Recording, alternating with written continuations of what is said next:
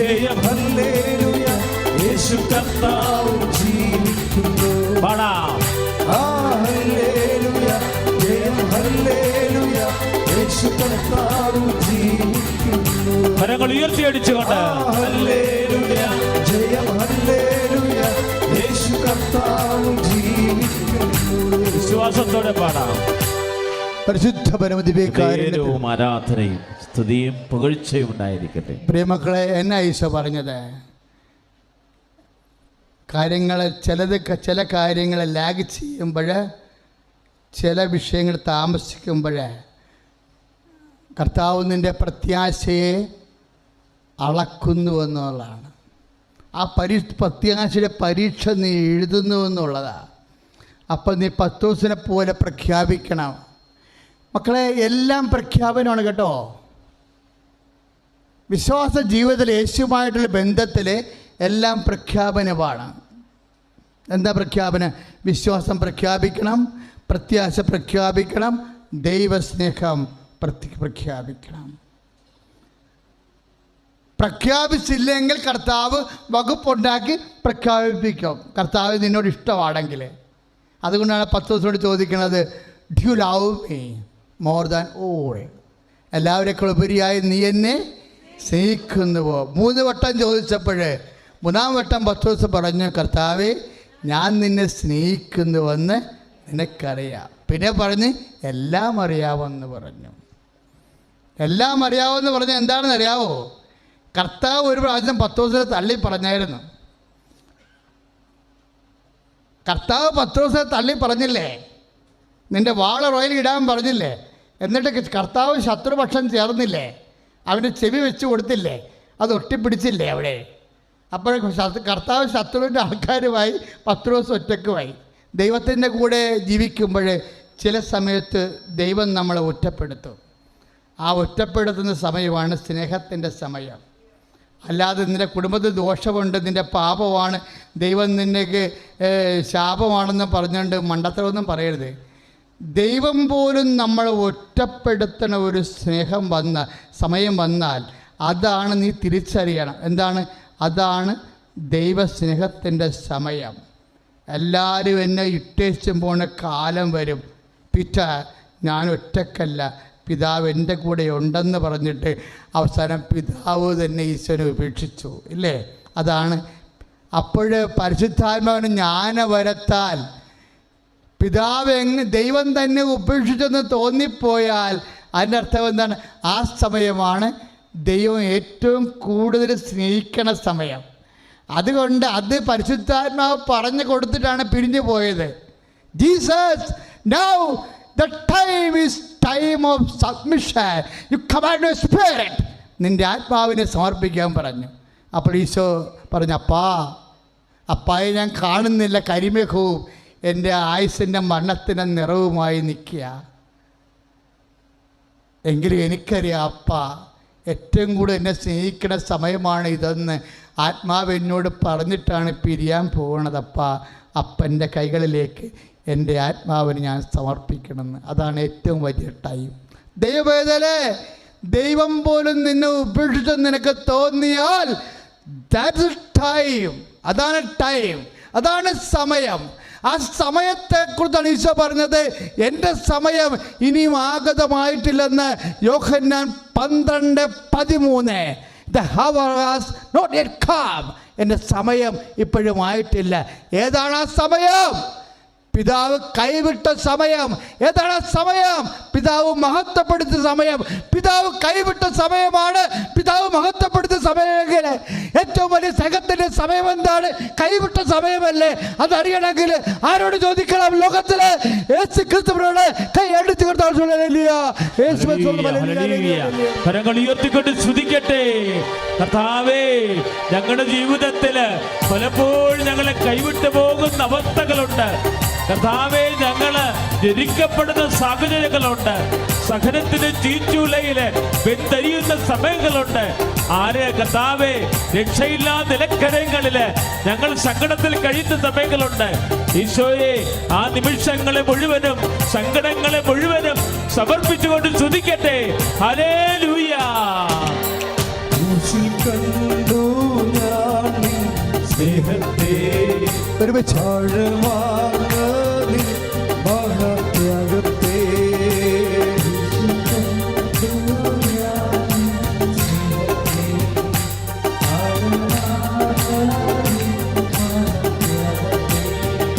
പകരം എന്തോ നൽകും ഞാനിനി ചേർന്ന് പാടാം. ഹൃദയം പൂർണ്ണമായി നൽകുന്നു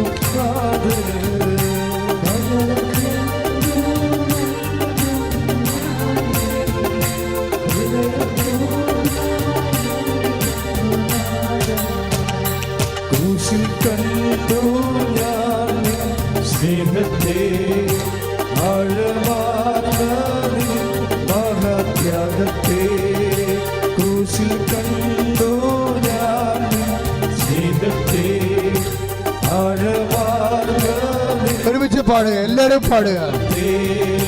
ക്രൂശിൽ കണ്ടു ഞാൻ നിൻ സ്നേഹത്തെ ആഴമാർന്ന നിൻ മഹാത്യാഗത്തെ പകരം എന്തോ നൽകും ഞാനിനി ഹൃദയം പൂർണ്ണമായി നൽകുന്നു നാഥൻ പകരം എന്തോ നൽകും ഞാനിനി ഹൃദയം പൂർണ്ണമായി നൽകുന്നു നാഥൻ വീശിക്കൊണ്ട് കൈകൾ വീശി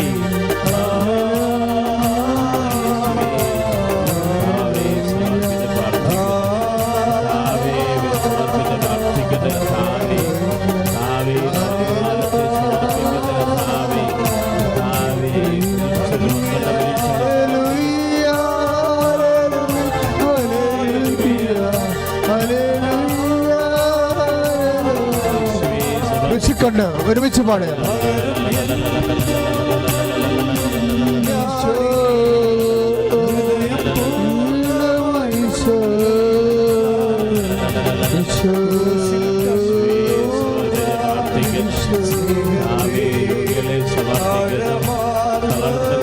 രോഗികളെ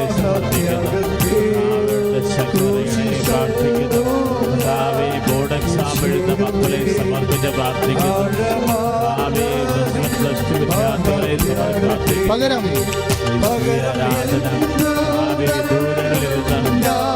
പോലീസ് ശുശ്രൂഷകരുടെ പ്രാർത്ഥിക്കുന്നു. ക്യാൻസർ രോഗികളെ സമർപ്പിക്കുന്നു. കിഡ്നി രോഗികളെ സമർപ്പിക്കുന്നു. വിശ്വാസമില്ലാത്ത മക്കളെ സമർപ്പിക്കുന്നു. രോഗാതുരമായ വസ്തുക്കളെ സമർപ്പിക്കുന്നു.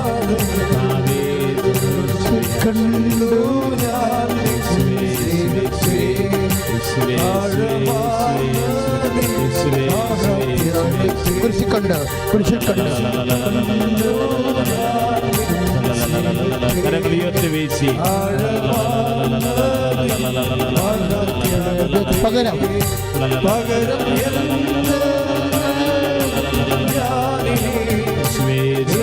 പ്രാർത്ഥിക്കുന്ന രോഗികളെ സമർപ്പിക്കുന്നു. രോഗികളെ സമർപ്പിക്കുന്നു. നടുവ് രോഗികളെ സമർപ്പിച്ച് പ്രാർത്ഥിക്കുന്നു.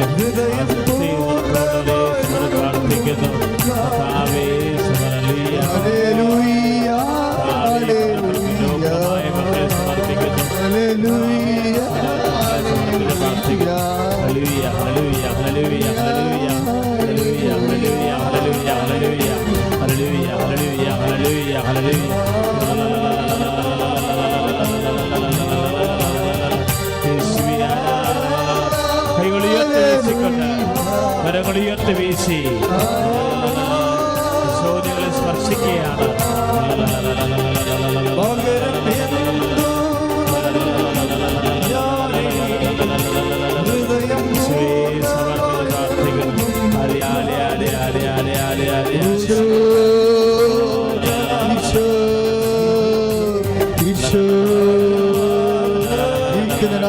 ദൈവമേ, ക്രൂശിക്കപ്പെട്ട ദൈവമേ, തിരുവലാവിൽ മുറിവേറ്റ ദൈവമേ, ഈശോ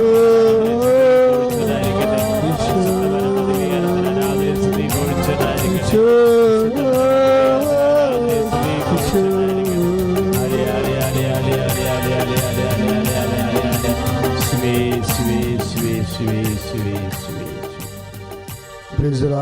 Praise the Lord. എല്ലാവരും എഴുന്നേൽക്കുക. രോഗസൗഖ്യ പ്രാർത്ഥനയിലേക്ക് പ്രവേശിക്കുകയാണ്. എല്ലാവരും എഴുന്നേൽക്കുക. സന്തോഷമായിട്ട് എഴുന്നേൽക്കുക.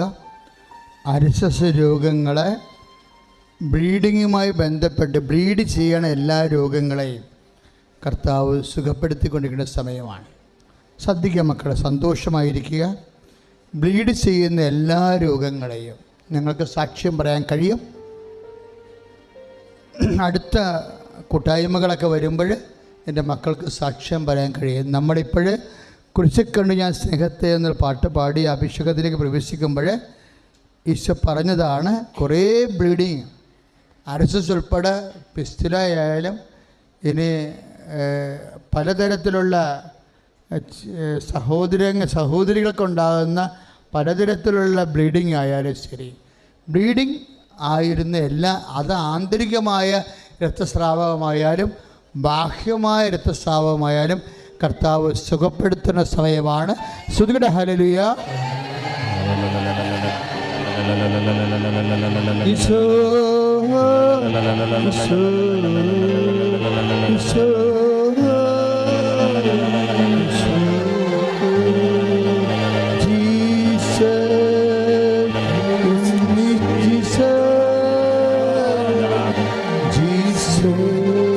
കർത്താവേ സ്പർശിക്കണമേ, കർത്താവേ സ്പർശിക്കണമേ, കർത്താവേ സ്പർശിക്കണമേ.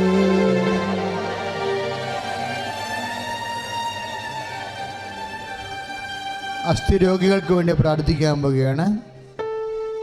അസ്ഥിരോഗികൾ, വാതരോഗികൾ ശ്രദ്ധിക്കുക. നമ്മളെപ്പോഴും ഈശോ പരിശുദ്ധ അമ്മയോട് ചേർന്ന് ഈശോൻ്റെ തിരുസന്നിധിയിൽ പ്രാർത്ഥിക്കുന്ന വിഷയങ്ങൾ അസ്ഥിരോഗികൾ, വാതരോഗികൾ,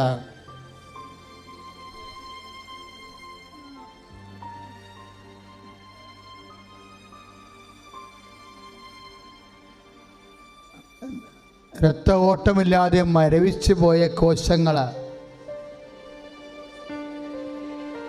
രക്തം പമ്പ് ചെയ്യാത്ത ഹൃദയഭാഗങ്ങൾ, ആന്തരിക ഭാഗങ്ങൾ, ഈശോ ഈശോ ഈശോ വാതരോഗികളെ സ്പർശിക്കണമേ കർത്താവേ. ഈശോ മരവിച്ച കോശങ്ങൾ, രക്തോട്ടമില്ലാത്ത ഞരമ്പുകൾ, കരരോഗങ്ങൾ, ഹൃദയരോഗങ്ങൾ, വാതരോഗങ്ങൾ യേശുവിന്റെ നാമത്തില്, യേശുവിന്റെ നാമത്തില്, യേശുവിന്റെ നാമത്തില് സൗഖ്യം പ്രാപിക്കട്ടെ. ഹല്ലേലൂയ. കരങ്ങൾ ഉയർത്തിക്കൊണ്ട് സ്തുതിക്കട്ടെ. വാതരോഗങ്ങൾ സുഖപ്പെടുത്തണേ ഓ നന്ദി പറയുന്ന കർത്താവേ. രക്തോട്ടമില്ലാത്ത അവസ്ഥകളുടെ മേൽ ഓ ദിവ്യകാരുണ്യമേ സൗഖ്യം വർഷിക്കുന്നതിനെ ഓ നന്ദി പറയുന്നു. ഹല്ലേലൂയ. കരങ്ങൾ അടിച്ചുകൊണ്ട് സന്തോഷത്തോടെ വേണം.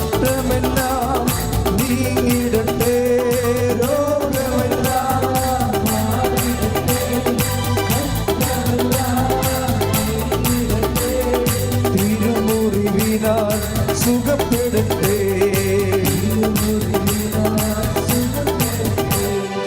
പരിശുദ്ധ പരമദിവ്യകാരുണ്യത്തിന് നേരവും ആരാധനയും സ്തുതിയും ഒഴിച്ചുണ്ടായിരിക്കട്ടെ.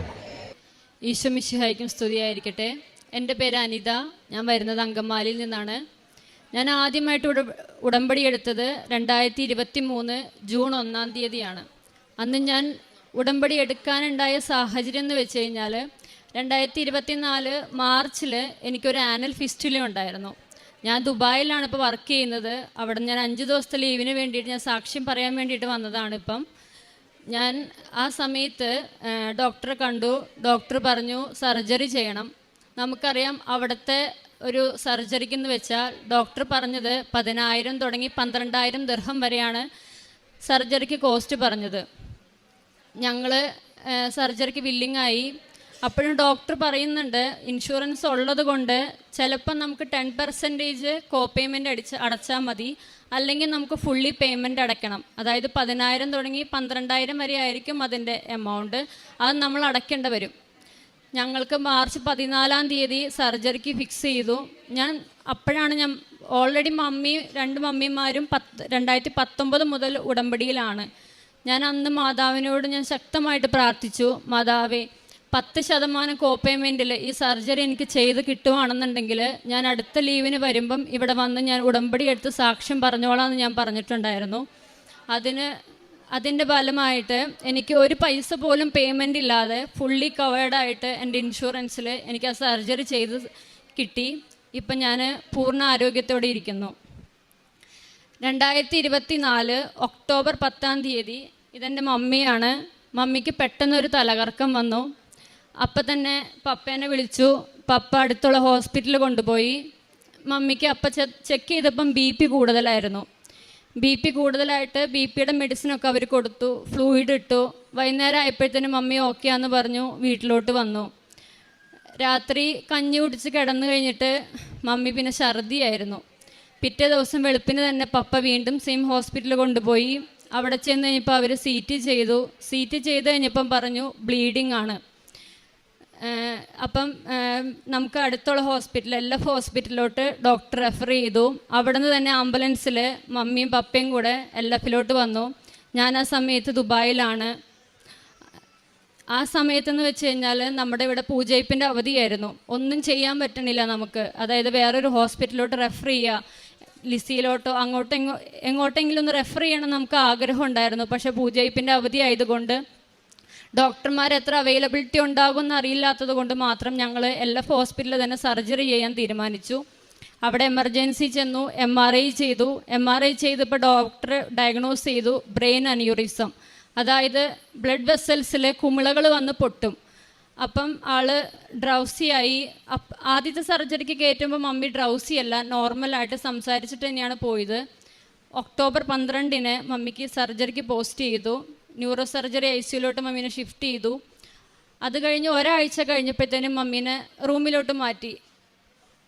ആ സമയത്താണ് ഞാൻ എമർജൻസി ലീവായിട്ട് ഞാൻ ഈ സംഭവത്തിന് വേണ്ടിയിട്ട് മമ്മീനെ കാണാൻ വേണ്ടിയിട്ട് ഞാൻ 5 ദിവസത്തെ ലീവിന് വേണ്ടിയിട്ട് ഞാൻ ഒക്ടോബർ 20 ഞാൻ നാട്ടിൽ വന്നു. ആ സമയത്ത് മമ്മീനെ റൂമിലോട്ട് മാറ്റി. മമ്മീനെ നോക്കണം, ആ ഒരു ഇതിന് വേണ്ടിയിട്ടാണ് ഞാൻ വന്നത്. കാരണം കൂടെയുള്ളത് അനീത്തിയാണ്. അവൾക്ക് അത്ര മനഃശക്തിയില്ല മമ്മീനെ നോക്കാനായിട്ട്. കാരണം ഫുൾ ഇവിടെ സ്റ്റാപ്പിൾസ് ആയിരുന്നു, അതായത് സർജറി ക്രേനിയോട്ടമി ആയിരുന്നു, ഓപ്പൺ സർജറി ആയിരുന്നു, ഫുൾ സ്റ്റാപ്ലർ ആയിരുന്നു. അപ്പം അനീത്തിക്ക് അത് കാണുമ്പോൾ തന്നെ ഒരു മനവശമായിരുന്നു. അതുകൊണ്ട് ഞാൻ ഒരു 5 ദിവസത്തെ ലീവിന് വേണ്ടിയിട്ട് ഞാൻ വന്നു. 20 മമ്മീനെ റൂമിലോട്ട് ഷിഫ്റ്റ് ചെയ്തു. അപ്പം മമ്മി ആരാന്ന് ചോദിച്ചാൽ പേര് പറയും. കുറച്ച് കഴിയുമ്പോഴത്തേനും അത് മറന്നു പോകും, ആരാ വന്നേ, ആരാ സംസാരിച്ച് എന്നെല്ലാം മറന്നു പോകുമായിരുന്നു. അതൊക്കെ ആകെ ഒരു വിഷമമായിരുന്നു. അങ്ങനെ ഇരിക്കെ ഒക്ടോബർ 24 മമ്മി പതിവിലും നന്നായിട്ട് കഞ്ഞി കോരി കുടിച്ചു. മമ്മി ഫോണിൽ കൂടെ സംസാരിക്കുന്നു, അതെല്ലാം ചെയ്യുന്നുണ്ടായിരുന്നു. അപ്പം ഞങ്ങൾ വിചാരിച്ചു ഓക്കെ ശരിയായി, ഒരാഴ്ചയും കൂടെ കഴിയുമ്പോഴത്തേനും ഡിസ്ചാർജ് ആകും. അങ്ങനെ ഇരിക്കും. 24 രാത്രി, അതായത് 25 വെളുപ്പിന് 2:30 ആയപ്പോൾ ഞാൻ കണ്ണു തുറന്നു. മമ്മിയോട് ചോദിച്ചു, മമ്മി എന്താ കുഴപ്പം? മമ്മി പറഞ്ഞു, നീ എന്നെ നോക്കിയിരിക്കുവാണോ, നീ കിടന്ന് ഉറങ്ങുന്നു പറഞ്ഞു. അപ്പം ഞാനൊന്ന് മയങ്ങിപ്പോയി. 3:15 ഞാൻ മമ്മീനെ നോക്കുമ്പം മമ്മി അനങ്ങണില്ല. മമ്മീനെ ഞാൻ ഇവിടെ ചെസ്റ്റേ പിടിച്ച് ഞാൻ ഞെക്കി നോക്കി, മമ്മി അനങ്ങണില്ല. അപ്പം തന്നെ ഞാൻ നഴ്സുമാരെ വിളിച്ചു. നഴ്സുമാരപ്പം തന്നെ ICUലോട്ട് ഷിഫ്റ്റ് ചെയ്തു. ICUലോട്ട് ഷിഫ്റ്റ് ചെയ്ത് വെൻറ്റിലേറ്ററിലോട്ട് മാറ്റി. അവർ ഇൻറ്റുബേറ്റ് ചെയ്ത് വെൻറ്റിലേറ്ററിലോട്ട് മാറ്റി. അത് കഴിഞ്ഞിട്ട് CT ഒരു ആൻജിയോ ചെയ്യണമെന്ന് പറഞ്ഞു. CT ആൻജിയോയ്ക്ക് ഇറക്കി മമ്മീനെ. അപ്പം കാണുന്നൊരവസ്ഥ എന്ന് പറഞ്ഞു കഴിഞ്ഞാൽ ഒരു മോക്കും കണ്ടു നിൽക്കാൻ പറ്റില്ലാത്തൊരവസ്ഥയായിരുന്നു. എൻ്റെ കയ്യിൽ എപ്പോഴും ഈ ഉടമ്പടി കാശുരൂപം ഉണ്ടാവും. ഞാൻ മാതാവിനോട് പറഞ്ഞു, മാതാവേ മമ്മീനെ കാത്തോളണം, ഞങ്ങൾക്ക് വേറെ ആരുമില്ല.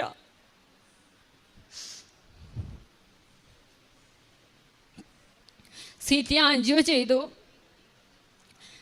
പഴയ സർജറി ചെയ്തതിൻ്റെ താഴെ വീണ്ടും ബ്ലീഡിങ് ആയി. ബ്ലഡ് വെസൽ പൊട്ടി, വീണ്ടും ബ്ലീഡിങ് ആയി. അപ്പം ആള് വീണ്ടും ഒരു എന്താ പറയുക, ഒരു മരിച്ചൊരവസ്ഥയിലായിരുന്നു മമ്മീനെ ഞങ്ങളന്ന് കാണുന്ന സമയത്ത്. അത് കഴിഞ്ഞിട്ട് വീണ്ടും ഒക്ടോബർ 25 ഡോക്ടർ ICUലോട്ട് ഷിഫ്റ്റ് ചെയ്തായിരുന്നു. വെൻറ്റിലേറ്ററിലായിരുന്നു. വൈകുന്നേരം ആയപ്പോഴത്തേനും CT ആൻജിയോ കഴിഞ്ഞ് കഴിഞ്ഞപ്പോൾ ഡോക്ടർ പറഞ്ഞായിരുന്നു നമുക്ക് മമ്മിക്ക് എന്തെങ്കിലും ഒരു അനക്കം ഉണ്ടെങ്കിൽ മാത്രം രണ്ടാമത് സർജറി ചെയ്തിട്ട് ഒരു കാര്യമുള്ളൂ. കാരണം ആ സമയത്ത് മമ്മി ഫുള്ളി ഡൗൺ ആണ്. GCS എല്ലാം 3-4 ആ ഒരു റേഞ്ചിലാണ്. നഴ്സുമാർക്കറിയാം GCS എന്ന് പറഞ്ഞു കഴിഞ്ഞാൽ ഫുള്ളി ഡൗൺ ആണ്. BP എല്ലാം ലോ ആയി. ഫുൾ മെഡിസിനിലാണ് മമ്മി പോകുന്നത്. അതായത് അപ്പം മമ്മിക്ക് ഒരു ചെറിയൊരു അനക്കം ഉണ്ടെങ്കിൽ മാത്രമേ നമുക്ക് സർജറി ചെയ്തിട്ട് വിജയിക്കുകയുള്ളൂ എന്ന് ഞങ്ങളോട് ഡോക്ടർ പറഞ്ഞു. പിന്നെയും ഞങ്ങൾ മൊത്തം ഫാമിലി ഉണ്ടായിരുന്നു അന്ന് ICUവിൻ്റെ പുറത്ത്. ഞങ്ങളെല്ലാവരും കരഞ്ഞുകൊണ്ട് പ്രാർത്ഥിച്ചു. വൈകുന്നേരം ഒരു 5:30 ആയപ്പോഴത്തേനും ഞാൻ കയറി കണ്ട് ഞാൻ മമ്മിയുടെ കയ്യിൽ കാശ് രൂപം കൊടുത്തിട്ട് ഞാൻ വിശ്വാസ പ്രമാണം ആ കട്ടിലിന് ചുറ്റും നിന്ന് ചൊല്ലി. 6 മണിയായപ്പോഴത്തേനും മമ്മിക്ക് താഴെ റൂമുണ്ടായിരുന്നു. ആ റൂം വെക്കേറ്റ് ചെയ്യാൻ വേണ്ടിയിട്ട് ഞങ്ങൾ മക്കൾ 3 പേരാണ്. മക്കൾ 3 പേരും താഴോട്ട് ചെന്നു. പപ്പ ICUവിൻ്റെ പുറത്തുണ്ടായിരുന്നു. പപ്പയോട് ഡോക്ടർ പറഞ്ഞു, പപ്പേനെ ഡോക്ടർ വിളിപ്പിച്ചു. ഞങ്ങളപ്പം തന്നെ പപ്പ വിളിച്ചുകൊണ്ട് പറഞ്ഞു വേഗം വാ ഡോക്ടർ വിളിക്കുന്നുണ്ട് എന്ന് പറഞ്ഞു. ഡോക്ടർ ഞങ്ങളോട് പറഞ്ഞു മമ്മിക്ക് ചെറിയതായിട്ട് അനക്കമൊക്കെ ഉണ്ട്, BP ഇപ്പം നോർമലായിട്ട് വരുന്നുണ്ട്, നമുക്ക് സർജറിക്ക് എടുക്കാം എന്ന് പറഞ്ഞു. 9:15 സർജറി, അതായത് രാത്രി 9:15 സർജറി ഫിക്സ് ചെയ്തു. 5-6 മണിക്കൂർ നീണ്ട സർജറി ആയിരുന്നു. ആ സമയത്തെല്ലാം ഞങ്ങൾ ഡോക്ടറിന് വേണ്ടിയിട്ട് പ്രാർത്ഥിച്ചു, പ്രത്യേകമായിട്ട് ഡോക്ടറിൻ്റെ കരങ്ങളിൽ.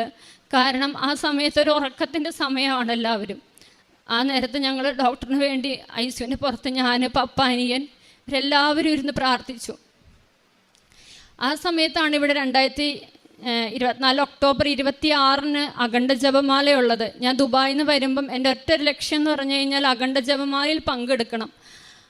അങ്ങനെ അഖണ്ഡ ജപമാലയ്ക്ക് ഞങ്ങൾ വരണം എന്ന് വിചാരിച്ചിരുന്നു. അപ്പോഴാണ് മമ്മിക്ക് ഇങ്ങനെ വയ്യാണ്ടായത്. അപ്പോൾ 2 മനസ്സായിട്ട് ഞാൻ നിൽക്കുന്നത്, എന്ത് ചെയ്യും, മമ്മീനെ ICUവിൽ ഇട്ടിട്ടുണ്ട്, ഞങ്ങൾ ഇവിടെ ആലപ്പുഴ വന്നു കഴിഞ്ഞാൽ വീട്ടുകാരെന്ത് പറയും, ആ ഒരു ഇതായിരുന്നു. എപ്പോഴും ഞാൻ എൻ്റെ അനിയനോട് പറയുമായിരുന്നു, മോനെ നമുക്ക് കൃപാസനത്തിൽ പോണോട്ടോ എന്ന് പറയും. അപ്പോൾ അവൻ പറയും എന്ന് പറയും. വൈകുന്നേരം ആയപ്പോൾ മമ്മിക്ക് ഇങ്ങനെ അനക്കമുണ്ട്, സർജറിക്ക് പോസ്റ്റ് ചെയ്തു എന്ന് ഞാൻ പറഞ്ഞു. ഡോക്ടർ പറഞ്ഞപ്പോൾ ഞാൻ പറഞ്ഞു മോനെ നമുക്ക് എന്തായാലും കൃപാസനത്തിൽ പോണോട്ടോ എന്ന് പറഞ്ഞു.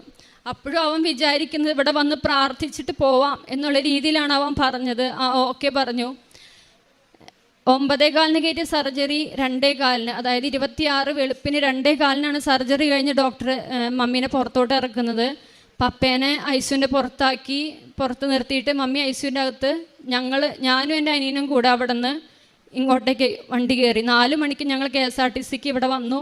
ഞങ്ങൾക്ക് 8:15 ഇവിടെ എത്താൻ സാധിച്ചത്. ഞങ്ങൾ അങ്ങ് കുറച്ച് ദൂരെയാണ് വന്ന് ഇറങ്ങിയത്.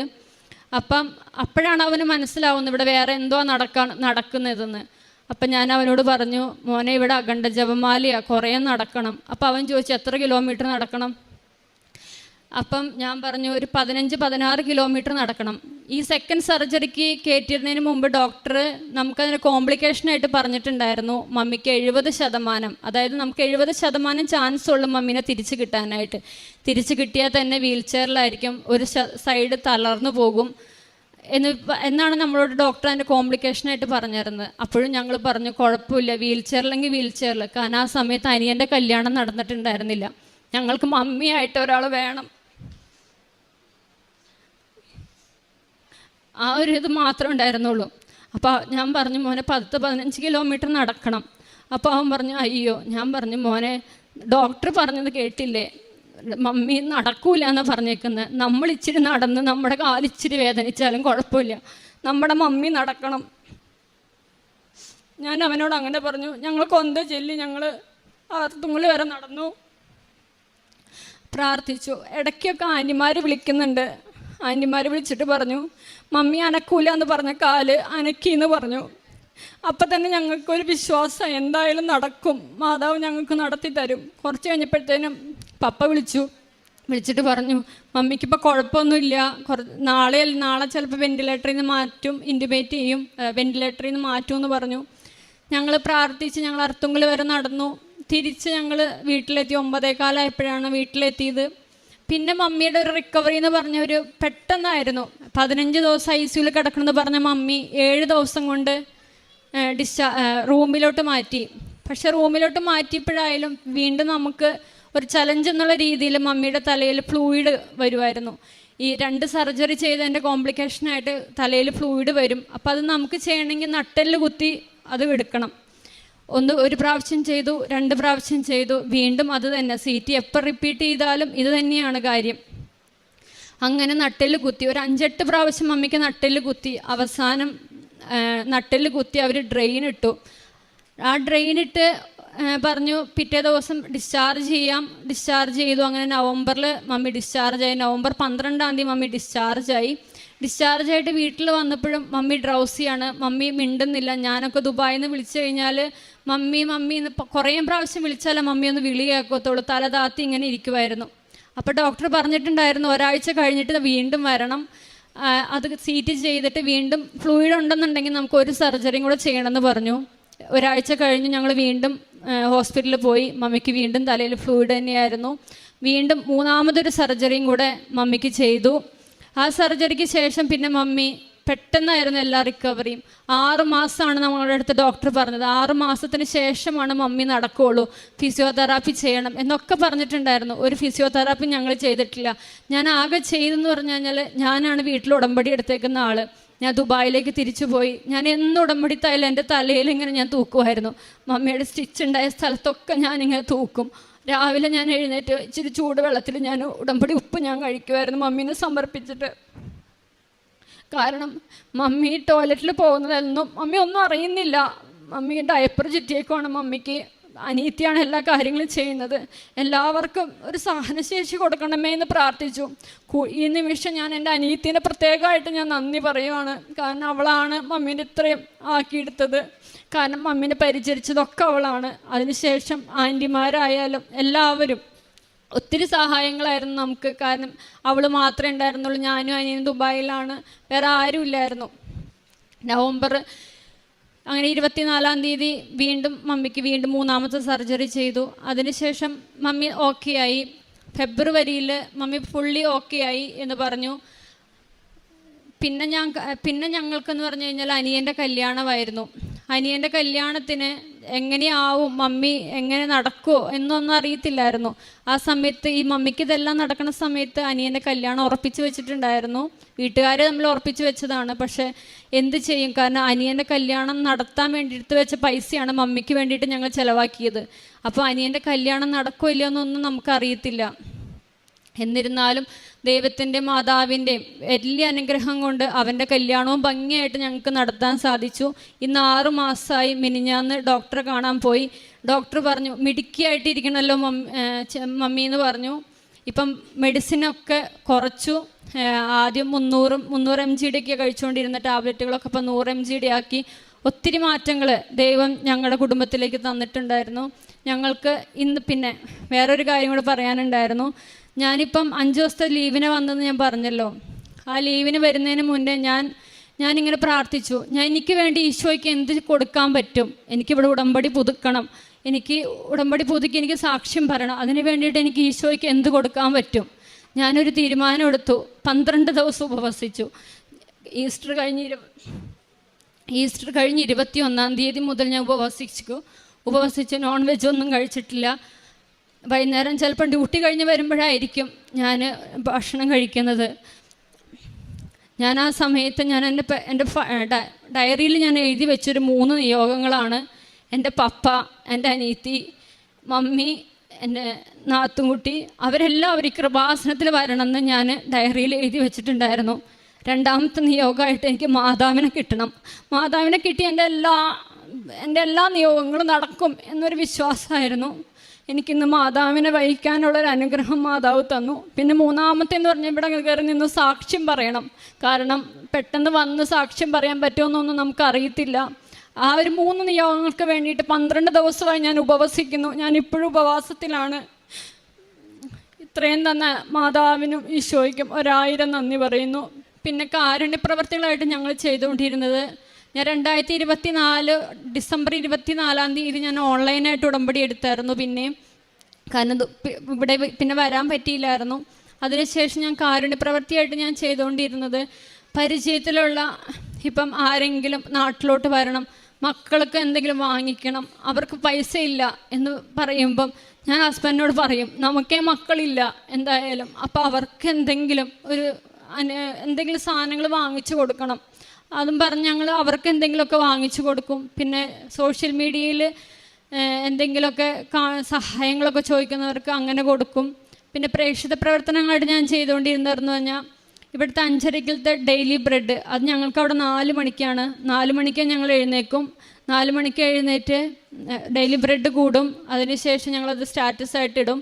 എല്ലാ ചൊവ്വാഴ്ചകളിലെയും ഉടമ്പടി ധ്യാനം ഓഫുള്ളപ്പോഴും നൈറ്റ് ഓഫ് ആയാലും എന്തായാലും ഞങ്ങളത് കൂടാൻ ശ്രമിക്കും. അതും സ്റ്റാറ്റസ് ഇടും. പിന്നെ പള്ളിയിൽ ഞങ്ങൾക്ക് ആഴ്ചയിൽ ഒന്നേ പോകാൻ പറ്റാറുണ്ടായിരുന്നുള്ളൂ. എന്നിരുന്നാൽ പോലും ഓൺലൈനായിട്ട് ഞങ്ങൾ പരമാവധി ഞങ്ങൾ ഓൺലൈനായിട്ട് കുർബാന കൂടാനായിട്ട് നോക്കിയിട്ടുണ്ട്. പിന്നെ കുടുംബ പ്രാർത്ഥന 10:30 ആവും എൻ്റെ ഹസ്ബൻഡ് തിരിച്ച് വരുമ്പം. ഞാൻ ഡ്യൂട്ടി കഴിഞ്ഞ് വരുമ്പോൾ 8:30. ഞാൻ 8:30 മുതൽ ഞാൻ 10:30 വരെ ഞാൻ നോക്കിയിരിക്കും. ഹസ്ബൻഡ് വന്നിട്ടേ ഞാൻ പ്രാർത്ഥന എത്തിക്കുള്ളൂ. അതിന് മുമ്പ് എൻ്റെ പേഴ്സണൽ പ്രെയർ ഉണ്ട്. കുടുംബ പ്രാർത്ഥന എന്ന് പറഞ്ഞു കഴിഞ്ഞാൽ ഹസ്ബൻഡ് ഇപ്പോൾ 11 മണിക്കാണ് വരുന്നതെന്നുണ്ടെങ്കിലും ആ സമയം വരെ ഞാൻ നോക്കിയിരിക്കും ഉറങ്ങാണ്ട്. കുടുംബ പ്രാർത്ഥന 2 പേരും ഒരുമിച്ചിരുന്ന് ചെല്ലിയേ ഞങ്ങൾ കിടന്നുറങ്ങാറുള്ളൂ. ഇത്രയും അനുഗ്രഹങ്ങൾ ഞങ്ങളുടെ കുടുംബത്തിന് ചൊരിഞ്ഞ പരിശുദ്ധ അമ്മയ്ക്കും തിരുക്കുമാരനും 1000 നന്ദി.